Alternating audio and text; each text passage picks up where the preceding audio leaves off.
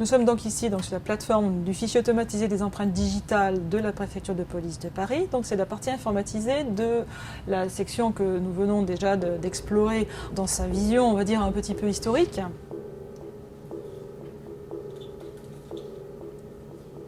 Juste pour information, c'est la même équipe qui travaille sur les deux dispositifs. Et donc il y a environ une dizaine de personnes, en moyenne, une dizaine de personnes qui travaillent sur la plateforme et une dizaine de personnes qui travaillent sur la partie que nous venons de quitter, donc globalement. L'effectif global de l'équipe montant à 39 personnes aujourd'hui. Alors le fichier automatisé des empreintes digitales, c'est un fichier national. C'est la plateforme de Paris qui est un des 3 sites centraux, avec la gendarmerie nationale et le service central de l'identité judiciaire d'Écully, qui est également directeur d'application sur le système. C'est un fichier qui est alimenté par la police et la gendarmerie, donc toutes les fiches de signalisation et les traces de France sont dans cette base commune à tous. C'est-à-dire, si on interroge le FAED de Paris, on aura les résultats de l'ensemble du système. Alors ce que l'on va faire, c'est vous montrer un petit peu le circuit d'une fiche de signalisation avec deux possibilités. La signalisation, la fiche plutôt, récupère un candidat existant en base ou elle n'en récupère pas. En fait, on est exactement dans la même façon de travailler que le système ancien que nous avons évoqué tout à l'heure. On commence toujours par aborder le fichier papier ou informatique par le nom. On récupère donc le candidat que nous propose le système ou l'ancien fichier et on compare les empreintes digitales proposées par le fichier.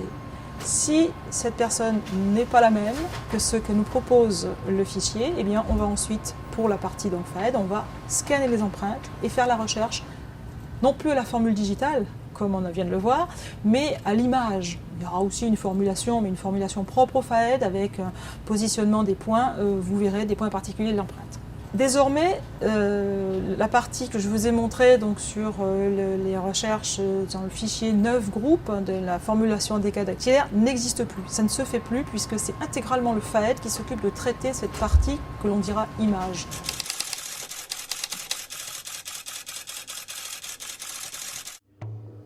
Nous allons donc commencer avec une signalisation dont on sait qu'elle est connue, parce qu'on a un peu préparé quand même le travail, plutôt que de le laisser au hasard. Première étape de Guillaume, donc, que réalise Guillaume, c'est d'associer à cette signalisation un numéro de sticker qui aura été apposé. Un sticker, c'est un code barre en fait, qui est purement informatique, ça n'a rien de lié au travail d'identité judiciaire en tant que tel. C'est en fait ce qui permet de suivre la transaction dans le système. Et ce code barre est propre à la signalisation que l'on intègre en base. C'est-à-dire si cette personne est connue 50 fois, il y aura 50 fiches avec 50 codes barres différents, donc c'est bien lié à la transaction du jour. Donc cette partie-là, je vous en parle parce que, on va dire au titre un petit peu historique, elle va disparaître d'ici 3 mois, puisqu'on est en train d'aborder, le FAED est en train d'aborder une nouvelle phase dans son évolution.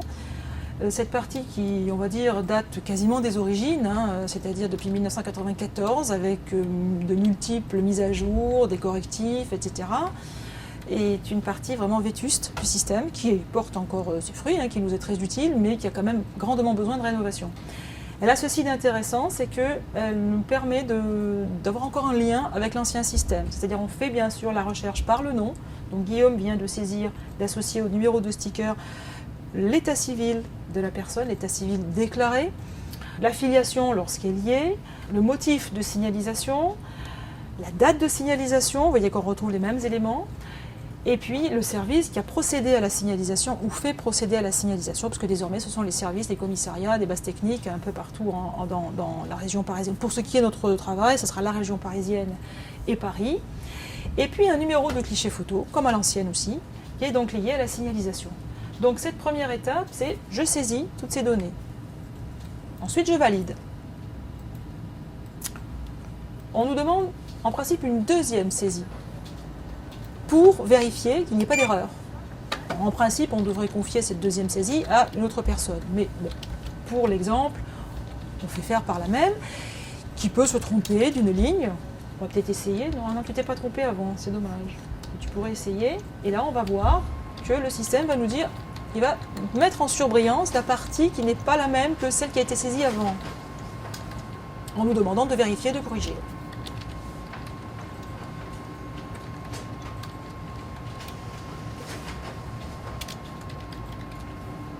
Voilà, on valide. Et vous voyez, ce qui est surligné en noir, c'est qu'effectivement, le code lieu de naissance, on nous demande un codage, bon, c'est propre au système, hein. Ce code n'est pas conforme, enfin, c'est pas propre au système, pardon, c'est tout simplement le département, pardon, 93, on a peut-être mis 94 dans la précédente version, donc il voit une incohérence, il la souligne.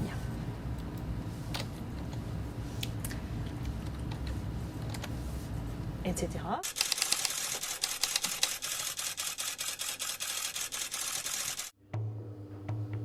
Donc une fois que les corrections sont effectuées, on valide de nouveau et on va lui demander désormais d'aller chercher dans sa mémoire s'il y a un état civil correspondant. Et on est toujours dans l'accession par le nom. S'il y a un état civil correspondant, le système va nous proposer un candidat. S'il n'y a pas d'état civil, il nous le dira aussi. Il y a un état civil correspondant. Il nous dit qu'il y a un candidat possible qui porte le même état civil.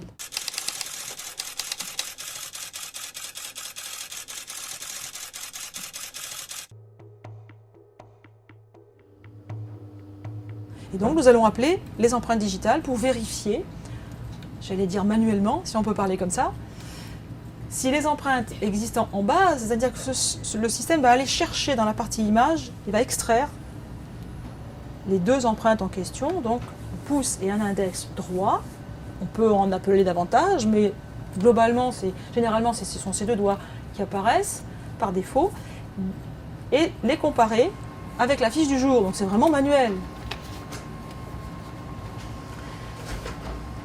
S'il s'agit de la même personne,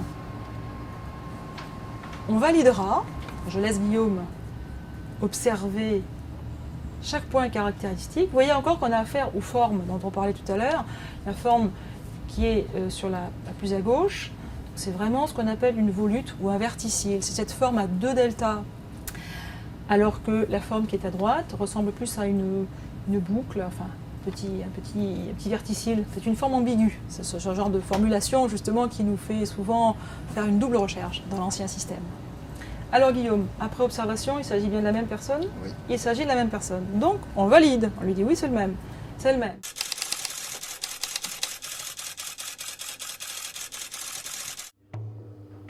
Confirmez-vous ce hit, en termes donc informatiques, anglais informatique? Oui, c'est bien lui.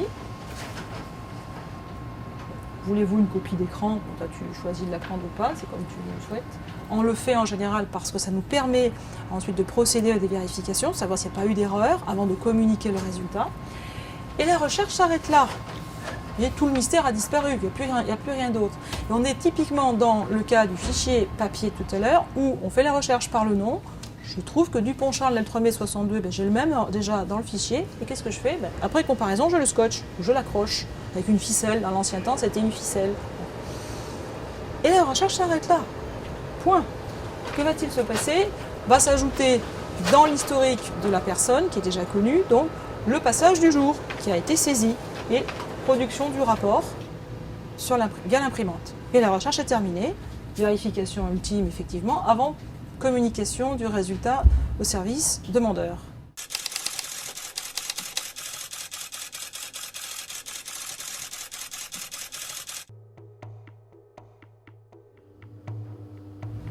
Deuxième cas, l'individu n'est pas connu.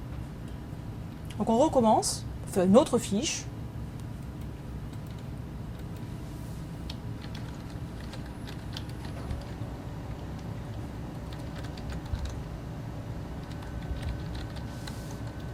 Donc là, on passe par une consultation. Voilà. Bien. Donc pour ce deuxième exemple, on a un petit peu abrégé la procédure pour gagner un peu de temps, mais on aura procédé effectivement à l'association de l'état civil avec le fameux numéro de sticker et on lance la recherche dans le système. Et là, le système nous dit qu'il a effectivement un candidat ou pas. Il n'a pas de candidat a priori. Non, il a 0 candidat sur 0. Donc ça veut dire que sous l'état civil, demandé, il n'a rien. Ce qui ne veut pas dire évidemment qu'il n'est pas connu. Mais sous cet état civil, il n'y a rien. Encore une fois, on est exactement dans la même démarche que l'ancien fichier.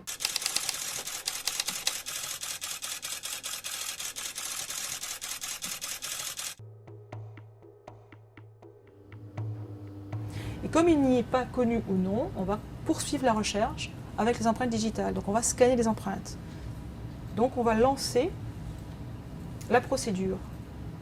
Là, on va devoir changer d'application. On va passer sur la partie image du système. Alors, je tenais à vous faire passer un petit peu par là parce que cette procédure va disparaître puisqu'elle est déjà concurrencée abondamment par l'utilisation des terminaux de signalisation dans les différents sites de Paris et de la région parisienne, enfin de France en général, mais enfin là, pour ce qui nous occupe, on parlera de la région parisienne. Ces terminaux de signalisation donc, équipent désormais les bases techniques. Donc, ils procèdent eux-mêmes à la première saisie que nous faisions ici. Ils nous envoient directement les fiches qui sont donc relevées, ils les scannent ou bien ils établissent les fiches via un bloc optique, c'est donc deux types de terminaux, et le produit de leur travail arrive directement sur la partie image que nous allons donc rattraper maintenant. Et cette partie-là va désormais être complètement refondue dans les 3 mois qui arrivent. Donc on ne va plus travailler de cette façon-là. Voilà, c'était juste le petit clin d'œil qui va devenir historique, on va dire, pour cette partie-là. Alors Guillaume, on te suit. Donc maintenant, on a envoyé les empreintes sur la partie image et on va rattraper le dossier là-bas. Bien, donc là, nous poursuivons la recherche qui est entreprise avec la partie alphanumérique du système. Donc on a vu que l'individu recherché, en l'occurrence dans cette étape, était inconnu ou non. Et donc on a envoyé la recherche donc, sur la partie image du système. Cette partie image, je le rappelle, qui maintenant remplace complètement le fichier décadactylaire qu'on a exploré tout à l'heure. Donc là, Guillaume procède au scan des empreintes, après avoir associé, une fois de plus, le fameux code barre qu'on a normalement associé dans la partie alphanumérique. Donc il faut qu'il y ait un lien entre les deux sous-systèmes. Donc.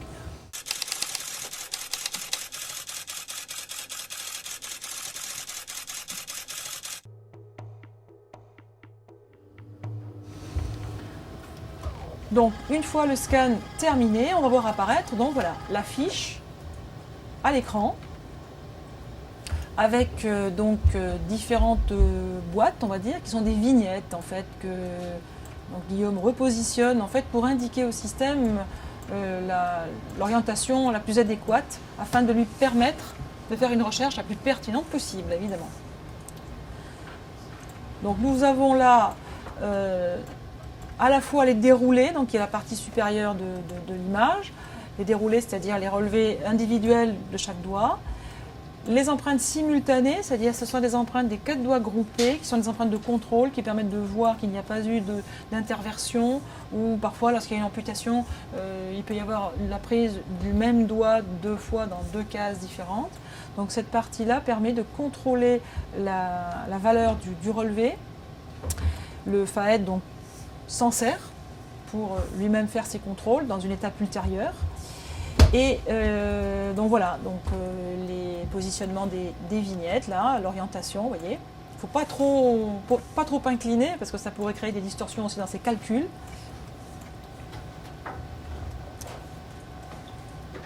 Voilà, donc on regarde que chaque doigt est à peu près dans le bon axe. Et on passe à l'étape suivante, qui est, on va laisser tranquillement travailler le système. Voilà, c'est prêt. Donc là, le système va l'envoyer en codage, c'est-à-dire il va lire l'empreinte proprement dite, déjà voir s'il arrive à la lire. Donc s'il arrive à les lire, il va travailler un petit peu tout seul dans cette partie-là. S'il n'arrive pas à la lire ou à les lire et qu'il a quelques difficultés, il va nous demander un contrôle de qualité, c'est-à-dire à nous de l'aider un petit peu à analyser le dessin. Ça comprendra notamment la formulation, qui n'est plus la même que celle qu'on a vue tout à l'heure, mais c'est dans le même esprit. Les différents points caractéristiques de l'empreinte, les accidents en fait, de parcours des crêtes, ce qu'on a vu tout à l'heure aussi, tout ça, il va le repérer. Ce travail de codage, globalement, qu'il va opérer avant de lancer la recherche proprement dite du candidat dans la base. Alors, on va récupérer notre fiche dans le listing. Donc voilà, la fiche telle qu'elle a été saisie et telle que le système la présente désormais.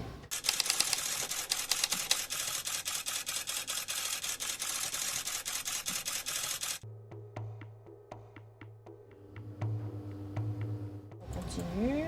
Voilà. Alors, on va sélectionner de cette fiche un doigt en particulier. On a sur la partie gauche le candidat qui est lancé, dont on recherche l'identité, et la partie droite, le candidat proposé par le système. Ça laisse supposer qu'il y a peut-être un candidat en base. Il y a un candidat en base en tout cas. Pas forcément le même, on n'en sait rien, il va falloir explorer. Alors, le système va lui poser des points. Si tu peux remettre les minuties, par exemple, on dispose d'une série d'outils pour éclaircir l'image, travailler avec des luminosités différentes. On peut contraster, on peut faire apparaître. Tu peux peut-être enlever complètement l'image, faire en sorte que le dessin disparaisse, tout en noir ou tout en blanc, comme tu veux. Fais les deux, voilà. Peut-être en noir, c'est peut-être plus parlant. Voilà. C'est ce que voit le système normalement. Il ne voit pas de dessin. Tout à l'heure, vous avez beaucoup parlé des dessins digitaux, mais là, il ne voit plus de dessin. Lui, il ne voit plus que des ombres et des lumières. Donc il va arrêter son analyse là où l'ombre s'arrête. Et il va mettre un point, il va la localiser. Cet ensemble de points que vous voyez, de points de petits cercles avec la petite queue. Le cercle, ça va être la localisation du point caractéristique, donc de l'accident de parcours d'une crête. Et la queue, ça va être l'orientation par rapport à un axe, des abscisses et des ordonnées. Voilà, en grossissant, on voit un petit peu mieux. Les points verts, ce sont les points qu'il considère être de concordance. Les roses, plutôt de dissemblance, d'après lui, ou en tout cas incertain à voir. Alors, on ferme. On remet l'image en l'état. Alors peut-être ici, c'est intéressant de voir, enlever peut-être les minuties. Voilà, on voit très bien ici, non, laisse-le en zoomant, on voit très bien nos arrêts de ligne. Par exemple, vous voyez les crêtes, je vous dis tout à l'heure, ce qui est en relief, donc qui est en sombre. Ici, vous avez un arrêt de parcours. La crête s'arrête ici. C'est un arrêt de ligne. Les crêtes inférieures et supérieures continuent leur parcours. Celle qui est en dessous, elle continue. Vous voyez qu'elle s'arrête elle aussi à un autre endroit. Et elle est juste au-dessus d'une autre qui est tête bêche, qui fait le circuit inverse. Voilà, tout ça, ce sont des points caractéristiques d'une empreinte. Ici, vous avez cette crête qui se divise en deux. Et si vous la prenez dans l'autre sens, ça fait une deuxième division. Vous avez une double division. Une bifurcation, si vous préférez. Ici, pareil, vous suivez cette crête, il y a une double division. Le point caractéristique, il va être là, à l'endroit de la division. Le point caractéristique ici, on le placera ici, à l'endroit de cette division, à l'endroit de celle-ci, au bout de cet arrêt de ligne, etc.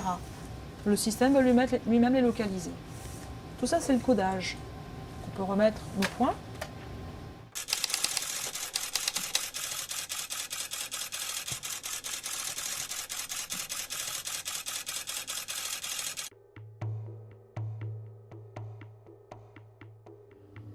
Et lorsque ce codage est effectué, on envoie la recherche dans la base du système. Et il nous propose donc un candidat. Ensuite, à nous de dire si c'est lui ou pas. En l'occurrence,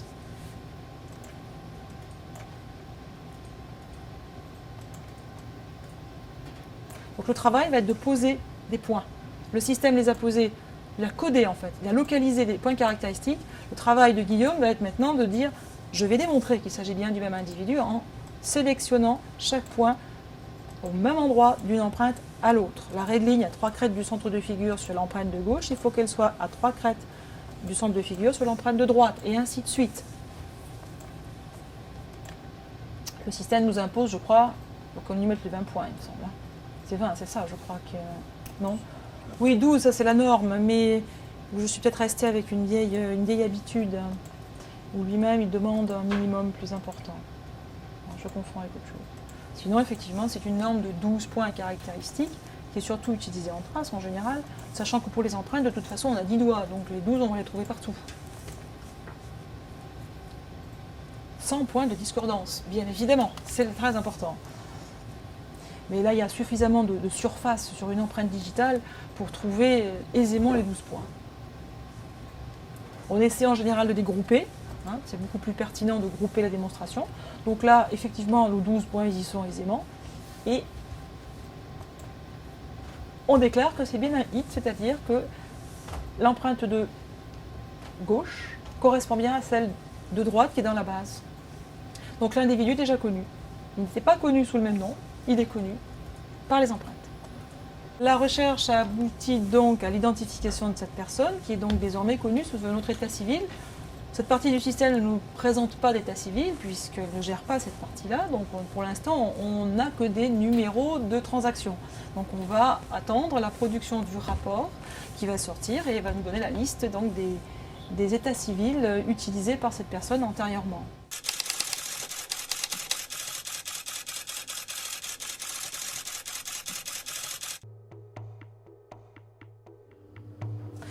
Comme elle est déjà connue, la recherche, on va dire, s'arrêtera là. Sauf s'il y a une mise à jour, c'est-à-dire que les empreintes d'aujourd'hui, si elles sont de meilleure qualité, si un ou deux doigts d'aujourd'hui sont de meilleure qualité que ceux qui sont déjà en base, le système lui-même va procéder à une mise à jour sur les doigts correspondants, s'il les estime meilleurs que ceux antérieurement. Et dans ce cas, ainsi que dans celui où l'individu serait inconnu, la fiche sera lancée dans le fichier des traces non résolues. C'est-à-dire qu'en fait, il y a dans l'autre partie du fichier également tout un ensemble de traces qui ont été traitées mais qui n'ont pas abouti, qui sont en attente donc d'identification.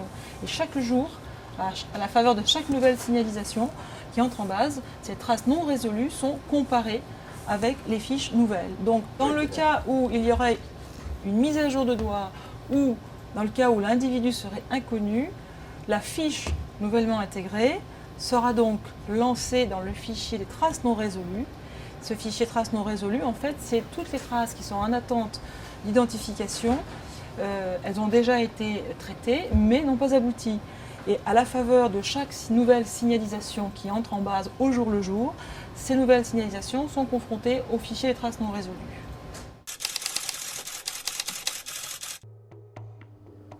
Alors, il y a à peu près, à l'heure actuelle, 5 800 000 individus en base.